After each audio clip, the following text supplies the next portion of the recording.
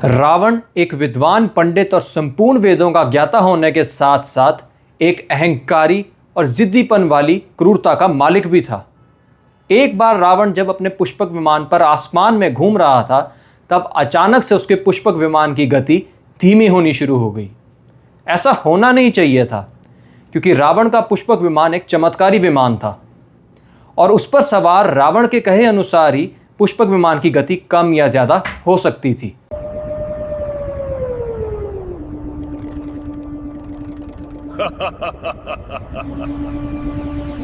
लेकिन रावण के ना चाहते हुए भी उस विमान की गति धीमी होती गई। जब रावण ने इधर उधर देखकर जानने की कोशिश की कि ऐसा क्यों हो रहा है, तब उसको सामने एक विशाल बर्फ का पर्वत दिखाई दिया, जो कि एक्चुअल में कैलाश पर्वत था। और जैसे जैसे पुष्पक विमान उस पर्वत के पास जा रहा था, वैसे वैसे उसकी गति मध्यम होती जा रही थी। और एक टाइम ऐसा आया कि जैसे ही विमान कैलाश पर्वत के पास पहुंचा, तो विमान एकदम से रुक गया। रावण क्रोध और अहंकार से विमान से बाहर निकला और उसने सामने शिव के गण नंदी को पाया। तब उसने नंदी से पूछा, क्या तूने मेरा विमान रोका है? तब नंदी ने कहा कि इस पर्वत पर भगवान शिव का निवास है और यहाँ पर इतनी अद्भुत शक्ति है कि जब महादेव विश्राम कर रहे होते हैं, तो इस पर्वत को कोई भी विमान पार नहीं कर सकता है, वो स्वयं ही रुक जाता है।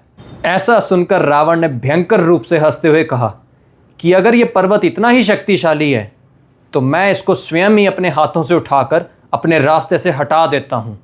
नंदी बैल ने रावण को समझाने की कई कोशिशें की, लेकिन रावण ने नंदी बैल की बातों पर ध्यान न दिया और अपना विराट रूप धारण करते हुए अपनी दोनों हथेलियों से कैलाश पर्वत को उठाने की कोशिश की। उसने कैलाश पर्वत को उठा भी लिया,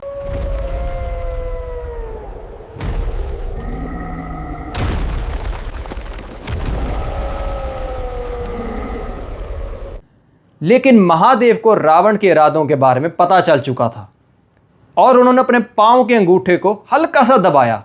महादेव का इतना करना रावण के लिए बहुत भारी साबित हुआ और रावण के दोनों हाथ कैलाश पर्वत के नीचे दब गए। रावण ने लाख कोशिशें की कि वो अपने हाथ निकाल ले, लेकिन वो असफल रहा। दर्द से बिलबिलाते हुए रावण ने चिंघाड़ना शुरू कर दिया। रावण की चिंगाड़ इतनी भयंकर थी कि सुनने वाले भयभीत हो गए। तब उसी दर्द, रुदन और चिंगाड़ के साथ साथ उसने महादेव की स्तुति गुणगान करना शुरू कर दिया। रावण विद्वान तो था ही, तो उसने शिव को प्रसन्न करने के लिए बड़े ही सुंदर शब्दों से महादेव की स्तुति की। शिव के इस गुणगान में उसने महादेव को अलग अलग नामों से पुकारा। विलय और प्रलय भी कहा, काल के महाकाल भी कहा। रावण द्वारा रचित इस खूबसूरत गुणगान को शिव तांडव स्तोत्र के नाम से जाना गया। अब आप सभी लोग जानते हैं कि महादेव को तो भोलेनाथ भी कहा जाता है। वो बड़ी जल्दी प्रसन्न हो जाते हैं, फिर चाहे वो राक्षस हो या देवता, वो किसी में भेदभाव नहीं रखते हैं। तो रावण की इतनी खूबसूरत स्तुति सुनने के बाद और उसको विलाप करता हुआ देख महादेव भी प्रसन्न हो गए और प्रसन्न होते हुए उसकी हथेलियों को मुक्त कर दिया और साथ ही में उसे चंद्रहास नाम की तलवार भी भेंट दी। इस अद्भुत सुंदर शिव तांडव स्तोत्र का गुणगान बड़ी श्रद्धा से आज भी भारत के छोटे बड़े हर शिव मंदिर में किया जाता है। आजकल श्रावण मास चल रहा है, जिसका संबंध शिव से होता है, तो इस दौरान आप भी शिव की पूजा के दौरान अवश्य शिव तांडव स्तोत्र को सुने। अभी वीडियो खत्म नहीं हुई है।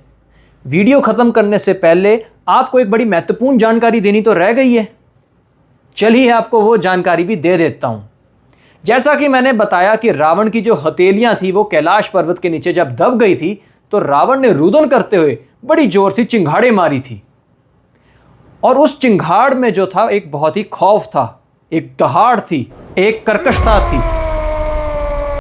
तो महादेव शिव ने इसी कारण रावण को रावण नाम दिया था। इससे पहले उसका नाम रावण नहीं था। ये तो महादेव शिव ने इस इंसिडेंट के बाद रावण को रावण नाम से संबोधित किया था। तो रावण नाम जो है महादेव द्वारा दिया हुआ है। आज की वीडियो में बस इतना ही। मैं मिलता हूं आपसे अगले शुक्रवार। तब तक के लिए हर हर महादेव।